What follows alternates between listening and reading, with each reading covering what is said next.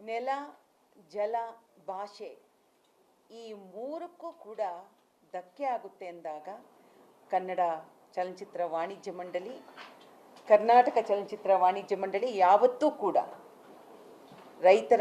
ರೈತ ಬಾಂಧವರ ಪರ ನಾವ್ಯಾವತ್ತೂ ನಿಂತಿದ್ದೀವಿ.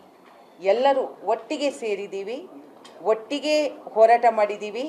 ಈ ಒಂದು ಪಂಕ್ತಿಯನ್ನು ನಮಗೆ ಡಾಕ್ಟರ್ ರಾಜ್ಕುಮಾರ್ ಅವರು ಹಾಕ್ಕೊಟ್ಟಿದ್ದಾರೆ. ಇಡೀ ಚಿತ್ರೋದ್ಯಮ ನಾವು ಒಟ್ಟಾಗಿರ್ತೀವಿ. ಅವತ್ತು ಮಹದಾಯಿ ಇರ್ಬೋದು, ಇವತ್ತು ಕಾವೇರಿ 4 TMC ನೀರನ್ನು ಬಿಡಬೇಕು ಅಂತ ಹೇಳಿದ್ದಾರೆ.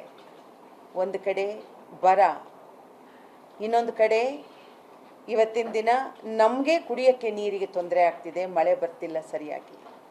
ಇಂಥ ಸಂದರ್ಭದಲ್ಲಿ ನಾವೆಲ್ಲರೂ ಕೂಡ ವಾಣಿಜ್ಯ ಮಂಡಳಿ, ಪ್ರತಿ ಚಿತ್ರರಂಗ, ಕನ್ನಡ ಚಿತ್ರರಂಗ ಸಂಪೂರ್ಣವಾಗಿ ನಾವು ರೈತ ಬಾಂಧವರ ಜೊತೆಯಲ್ಲಿ ನಾವು ಇದ್ದೀವಿ ಅಂತ ಹೇಳಲಿಕ್ಕೆ, ಈ ಮೂಲಕ ನಾವು ಹೇಳಲಿಕ್ಕೆ ಇಚ್ಛಿಸ್ತೀವಿ.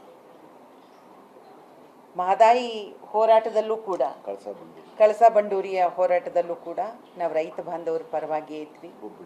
ಹುಬ್ಬಳ್ಳಿಯಲ್ಲಿ ಹೋರಾಟವನ್ನು ಮಾಡಿದ್ವಿ. ನಾವೆಲ್ಲರೂ ಇಡೀ ಚಿತ್ರರಂಗ ಹೋಗಿದ್ವಿ. ಇದೇ ನಮ್ಮ ಸಾರಾ ಗೋವಿಂದ್ ಅವರಿದ್ದರು, ಇಡೀ ಅವರ ಅಧ್ಯಕ್ಷರಾಗಿದ್ದರು. ಕಲಾವಿದರ ಸಂಘದ ಅಧ್ಯಕ್ಷರು ಬಂದಿದ್ದಾರೆ, ಉಪಾಧ್ಯಕ್ಷರಲ್ಲ, ಈಗ ಅವರ ಅಧ್ಯಕ್ಷರೇ ಅವರು ಬಂದಿದ್ದಾರೆ. ನಮ್ಮ ವಾಣಿಜ್ಯ ಮಂಡಳಿಯ ಎಲ್ಲ ಕಾರ್ಯಕಾರಿ ಸಮಿತಿಯ ಗೌರವಾನ್ವಿತ ಸದಸ್ಯರೆಲ್ಲರೂ ಕೂಡ ಇಲ್ಲಿದ್ದಾರೆ, ಮಾಜಿ ಅಧ್ಯಕ್ಷರುಗಳಿದ್ದಾರೆ. ಇವರ ಮುಖಾಂತರ ನಂಗೆ ಹೇಳಲಿಕ್ಕೆ ಇಷ್ಟಪಡ್ತೀನಿ. ಯಾಕೆಂದರೆ ಭಾಷೆ ಬದುಕಿದ್ರೆ, ಮನುಷ್ಯ ಬದುಕಿದ್ರೆ, ನೆಲ ಜಲ ಇವತ್ತಿನ ದಿನ ನಮಗೆಲ್ಲರಿಗೂ ಇದ್ದರೆ ನಾವು ಬದುಕ್ತೀವಿ. ಆದರೆ ಅದಕ್ಕೆ ಧಕ್ಕೆ ಬಂದಾಗ ನಾವು ಯಾವತ್ತೂ ಕೂಡ ರೈತರ ಪರ ಇರ್ತೀವಿ. ಮೇಡಮ್, ಅಂದ್ರೆ ಈಗ ಅಂದ್ರೆ ಹೋರಾಟದ ರೂಪರೇಷೆ ಏನಾದ್ರು ಇದೆಯಾ, ಅಥವಾ ಕಲಾವಿದರನ್ನೆಲ್ಲ ಒಟ್ಟುಗೂಡಿಸಿ ಒಂದು ಕೆಲವು ಸಂದರ್ಭದಲ್ಲಿ ಆ ರೀತಿಯ ಪ್ರತಿಭಟನೆಗಳನ್ನು ಮಾಡಿದ್ದು ಉಂಟು, ಜಾಗೃತಿ ಮೂಡಿಸುವಂತ ಕೆಲಸ ಏನಾದ್ರು ಆಗುತ್ತಾ? ಯಾಕಂದ್ರೆ ಕಲಾವಿದರ ಸಂಘ ಪರವಾಗಿ ನಾನು ಮಾತಾಡ್ತೀನಿ, ಆಮೇಲೆ ಅವ್ರು ಮಾತಾಡ್ತಾರೆ. ಹೀಗೆ ಕೇಳುತ್ತೆ ನಿಮಗೆ. ಮಾಧ್ಯಮದ ಮಿತ್ರರೇ, ಮುಂಗಾರು ಮಳೆ ಪ್ರಾರಂಭ ಆಗಿ 2 ತಿಂಗಳಾಗಿದೆ. 2 ತಿಂಗಳಿಂದ ಒಂದೇ ಒಂದು ಡ್ಯಾಮ್ಗೂ ಕೂಡ ಒಂದು ಹನಿ ನೀರು ಬಂದಿಲ್ಲ. ಈ ಪರಿಸ್ಥಿತಿಯಲ್ಲಿ ಇವತ್ತು ಏನು ಡೆಲ್ಲಿಲಿ ಕಾವೇರಿ ನೀರು ನಿಯಂತ್ರಣ ಮಂಡಳಿ ಇದೆಯೋ ಅದು ಅವೈಜ್ಞಾನಿಕವಾದಂಥ ಒಂದು ತೀರ್ಪನ್ನು ಕೊಟ್ಟಿದ್ದಾರೆ. ಅವರು ಕೊಡೋದಕ್ಕೆ ಮುಂಚೆ ಕರ್ನಾಟಕಕ್ಕೆ ಒಂದು ತಂಡವನ್ನು ಕಳಿಸಿ, ತಜ್ಞರ ತಂಡವನ್ನು ಕಳಿಸಿ ಇಲ್ಲಿ ಪರಿಶೀಲನೆ ಮಾಡಿ ಏನು ಪರಿಸ್ಥಿತಿ ಇದೆ ಕರ್ನಾಟಕದಲ್ಲಿ ಎಲ್ಲ ಡ್ಯಾಮ್ಗಳನ್ನ ಪರಿಶೀಲನೆ ಮಾಡಲಿ. ಕಳೆದ ವರ್ಷ ಬೇಕಾದಷ್ಟು ಮಳೆ ಆಯಿತು, ಸುಮಾರು 100 TMC ನೀರು ತಮಿಳುನಾಡಿಗೆ ಹೋಯಿತು. ನಾವು ಹಿಡಿದಿಟ್ಕೊಳ್ಳಿಲ್ಲ, ಬಿಟ್ಟು ನಾವು ಬಿಡಬಾರ್ದು ಅಂತ ಯಾವತ್ತೂ ಇಲ್ಲ. ಏನು ಕಾವೇರಿ ನಿಯಂತ್ರಣ ಮಂಡಳಿ ಹೇಳ್ಕೊಂಡು ಬಂದಿದೆಯೋ ನೀರಿದ್ದಾಗೆಲ್ಲ ನಾವು ಬಿಟ್ಟಿದ್ದೀವಿ. ಆದರೆ ಪರಿಸ್ಥಿತಿ ಇವತ್ತು ಹಂಗಿಲ್ಲ, ಮಳೆ ಆಗಿಲ್ಲ.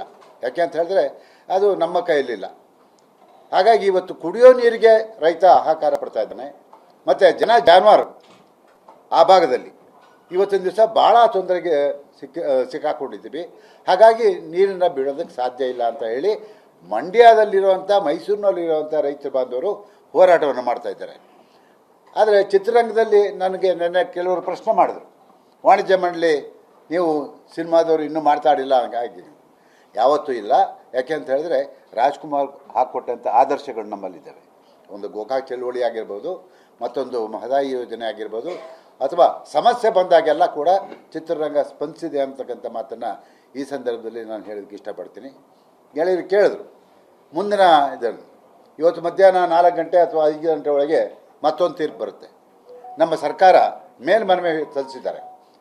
ಅವರಿಗೆ ವಾಸ್ತವ ಪರಿಸ್ಥಿತಿಯನ್ನು ತಿಳಿಸೋದಕ್ಕೆ ಎಲ್ಲ ಅಧಿಕಾರಿಗಳು ಕೂಡ ಮಾಹಿತಿ ಕೊಡೋದಕ್ಕೆ ಇವತ್ತು ಅಲ್ಲಿ ಸಭೆ ಸೇರಿದ್ದಾರೆ. ಸಭೆ ಆದಮೇಲೆ ಆ ಒಂದು ನಿಯಂತ್ರಣ ಮಂಡಳಿ ಯಾವ ತೀರ್ಪನ್ನು ಕೊಡ್ತಾರೆ ಕಾದು ನೋಡ್ತಾ ಇದ್ದೀವಿ ನಾವೆಲ್ಲರೂ ಕೂಡ. ಹಾಗಾಗಿ ಆ ತೀರ್ಪು ಏನು ಬರುತ್ತೆ ಅದರ ಮೇಲೆ ನಾವು ಡಿಪೆಂಡ್ ಆಗಿದ್ದೀವಿ. ಈಗ ಮತ್ತೆ ನಿಯಂತ್ರಣ ಮಂಡಳಿ ತಜ್ಞರನ್ನು ಕಳಿಸ್ತೀವಿ, ಪರಿಶೀಲನೆ ಮಾಡ್ತೀವಿ ಅಂದರೆ ನಮಗೆಲ್ರಿಗೂ ಸಂತೋಷ, ನಾವು ಖುಷಿಯಿಂದ ಅದನ್ನು ಸ್ವಾಗತ ಮಾಡ್ತೀವಿ. ಇಲ್ಲ ಅವರು ಕೂಡ ಅದೇ ತೀರ್ಪನ್ನು ಕೊಟ್ಟರೆ ನಾವು ರೈತರ ಪರವಾಗಿ ನಿಲ್ಲಬೇಕಾಗುತ್ತೆ. ಇಲ್ಲಿಯ ಸಮಸ್ಯೆಯನ್ನು ಅರಿತುಕೊಂಡು ನಾವು ಹೋರಾಟಕ್ಕೆ ಇಳಿಬೇಕಾಗುತ್ತೆ, ಅದು ಅನಿವಾರ್ಯ. ಹಾಗಾಗಿ ಮುಂದಿನ ದಿನಗಳಲ್ಲಿ ಯಾವ ರೀತಿ ರೈತ ಬಾಂಧವರು ಅಥವಾ ಕನ್ನಡ ಪರ ಹೋರಾಟಗಾರರು ಯಾವ ರೀತಿ ಅವರು ಹೆಜ್ಜೆಯನ್ನು ಹಿಡಿತಾರೋ ಅದನ್ನು ನಾವು ಕಾದು ನೋಡ್ತಾ ಇದ್ದೀವಿ. ಅವ್ರ ಹೆಜ್ಜೆಗೆ ನಾವು ಕೈ ಜೋಡಿಸೋಂಥ ಕೆಲಸ ಅವತ್ತು ಮಾಡಿದ್ದೀವಿ, ಇವತ್ತು ಮಾಡ್ತೀವಿ. ಯಾಕೆಂದರೆ ಚಲನಚಿತ್ರ ವಾಣಿಜ್ಯ ಮಂಡಳಿಗೆ ಅದರದ್ದೇ ಆದಂಥ ಒಂದು ಗೌರವ ಇದೆ. ಅದನ್ನು ಉಳಿಸ್ಕೊಂಡು ಹೋಗೋವಂಥ ಕೆಲಸವನ್ನು ಯಾವತ್ತು ಮಾಡ್ತಾರೆ.